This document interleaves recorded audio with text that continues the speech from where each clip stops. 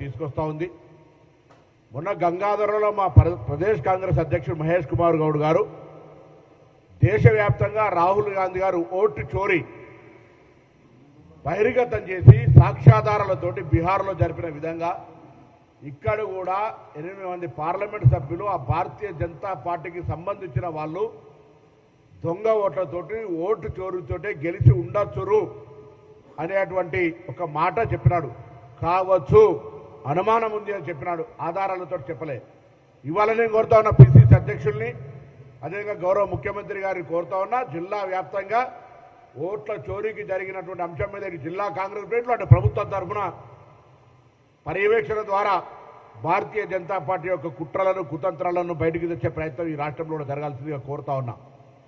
బండి సంజయ్ గారికి నిజంగా ధైర్యం ఉంటే ఎన్నికల కమిషన్కు రాసి రాష్ట్రంలో ఎక్కడెక్కడ దొంగ ఓట్లు ఉన్నాయో, మొన్ననే కరీంనగర్లో ఒక 40 ఓట్లు ఒక ఇంట్లో ఉన్నటువంటి అవి కూడా మళ్ళీ మీరు మతం పేరు దొరుకుతుంది ముస్లింలో హిందువుల ఇళ్లలోనే చిన్న కుటీరంలో 40 ఓట్లు ఉన్నటువంటి సంఘటన బయటికి వచ్చినటువంటి పరిస్థితి.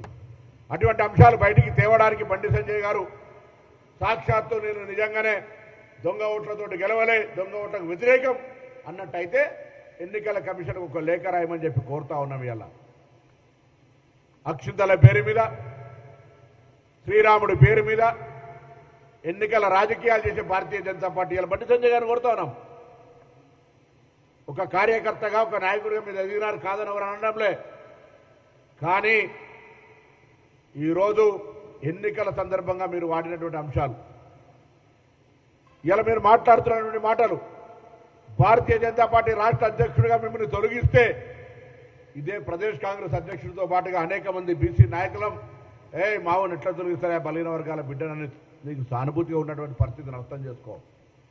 ఈరోజు తెలంగాణ ప్రభుత్వం బలహీన వర్గాలకు న్యాయం చేయడానికి 42% రిజర్వేషన్లు చట్టబద్ధతతో ఎట్లా అని అనేక రకాల ప్రక్రియల ద్వారా కార్యక్రమం జరిపితే మతం పేరు పెట్టి అడ్డం పెట్టి బీసీలకు అన్యాయం చేసే ప్రయత్నం చేస్తున్నాం అని చెప్తా ఉన్నాం. ఇలా నీ పార్టీని ఒప్పియలేక ఈరోజు దేశంలో 70 ఏళ్ళ నుంచి ఉన్నటువంటి కొంత వాళ్ళ మతం పేరు మీద కాదు పేదరికం పేరు మీద ఉన్నటువంటి దూదేకుల ఇతరత్ర కులాలకు సంబంధించిన రిజర్వేషన్ ఉంటే దాన్ని పట్టుకో అన్ని రాష్ట్రాల్లో ఉంది.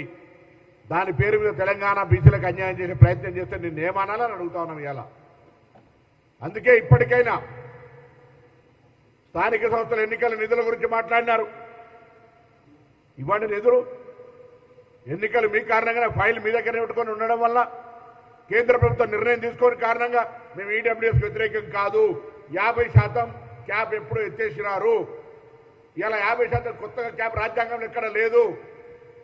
ఆనాడు రిజర్వేషన్ కోర్టులో పోతే కోర్టులో ఉన్నటువంటి ఆదేశాన్ని ప్రభుత్వం ఒక్క నిమిషంలో ఈడబ్ల్యూఎస్ పేరు 10% తీసుకొచ్చినారు. మేము ఎవరేమనలేదు కదా, ఎందుకంటే పేదలకు అందరికీ వర్తించాలి. ఇలా బాసరా తిరుమలైటిలా లేదా ఇంకెక్కడ అడ్మిషన్లకు సంబంధించి చాలా వ్యత్యాసం జరుగుతున్నా అందరూ కూడా ఎవరేం మాట్లాడుతున్నారు. ఎందుకంటే ఇది ప్రభుత్వాలు కల్పిస్తున్న అవకాశం ఉపయోగించుకుంటారు. ఇలా ఒకటే బండి సంజయ్ గారు తెలంగాణ రాష్ట్ర ప్రభుత్వం ప్లానింగ్ డిపార్ట్మెంట్ ద్వారా క్షేత్రస్థాయిలో ప్రతి 150లకు ఒక సర్వే చేసి దాన్ని మొత్తం క్రోడీకరించి సబ్ కమిటీ రివ్యూ చేసి కేబినెట్ ఆమోదించి శాసనసభలో చర్చించినాడు.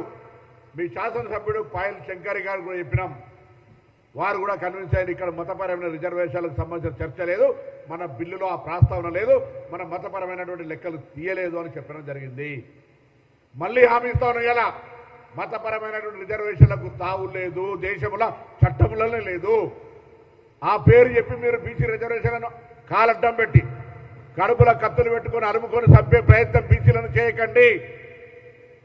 ఇలా ప్రజాస్వామికంగా జరుగుతున్నటువంటి ప్రక్రియను చట్టరీత్యా సభల ద్వారా శాసనసభల ద్వారా గవర్నర్ గారు ఆమోదంతో ఢిల్లీలో ఉన్నటువంటి దానికి మీరు ఈటల రాజేందర్, అరవింద్ గారు, లక్ష్మణ్ గారు, కృష్ణయ్య గారు ధర్నా చేస్తారు. నాకు ఇది పెద్దవాడు సీనియర్, నాకు అర్థం అవుతలేదు.